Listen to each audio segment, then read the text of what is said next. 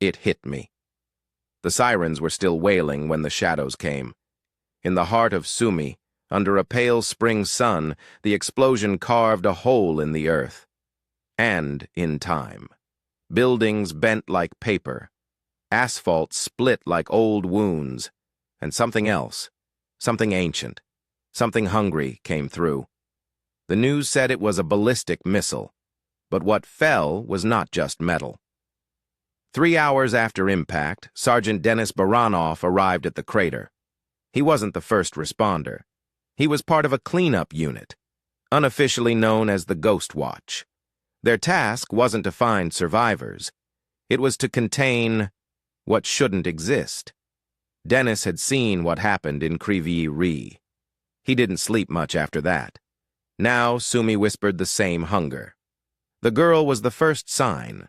A child, maybe 6 or 7, pale, blood on her temple but not a scratch on her body. She was sitting cross-legged at the edge of the blast zone, holding her own hand like it belonged to someone else. Her mouth moved, slowly, repetitively. Her mother, or what was left of her, lay curled beside her as if trying to shield the child from the impossible. Denis crouched, feeling the heaviness in the air, like standing inside a held breath. "What's your name?"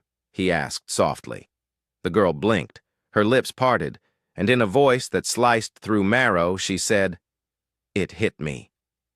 The words stayed.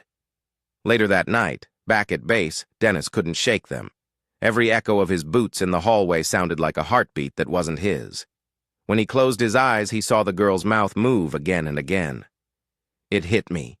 It hit me. It hit me." He tried to rest, but the whisper followed him. At 3:16 a.m., something began scratching, not on the walls, not at the door, but inside his helmet, locked in his gear bag across the room. He rose slowly, crossed the darkness, unlatched the bag. The helmet was full of ash, and from within it came the girl's voice, but not just hers. Voices layered like folds of burned paper, overlapping, repeating, desperate. "It hit me! Let me go!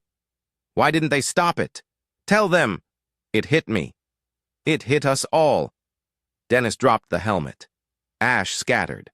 One fleck drifted up, hovered midair, and spun like a child's toy. Then he remembered what the old man in Kryvyi Rih had told him. "The bombs open more than ground. They tear holes where the dead speak louder than the living. Listen, or be devoured." The next morning, Denis did what no one dared. He went back to the crater, alone. It wasn't just a hole, it was an eye, black and red and endless. And around it, signs of play, a melted skipping rope, a half-scorched soccer ball, a chalk drawing of a sun that smiled too wide. He stepped closer. The ground pulsed, not with heat, but memory. Everything that died there still lived. He heard them. Children, mothers, elderly men whispering prayers they'd never finished.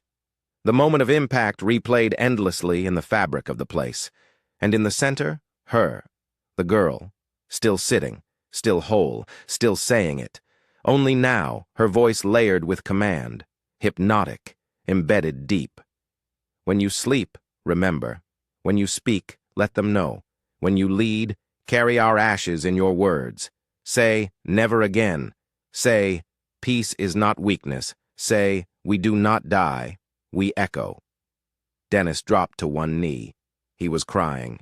He didn't realize until the tears hit ash. Later, they found his recorder, still running. His squad didn't know what to do with the tape. The first technician who played it refused to talk again. But the last words were clear. "Peace is not a wish.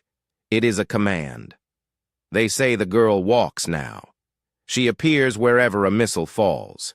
She doesn't ask for revenge. She asks that you listen. Because the moment the world forgets, the playgrounds fill again. And if you ever find yourself in a quiet street in Ukraine, one scarred but unbroken, and you hear a small voice whisper behind you, "It hit me," don't turn around, not until you promise to remember, not until you've said their names. Remember Sumy, Remember Kryvyi Rih, remember the children. Peace is not a wish, it is a duty.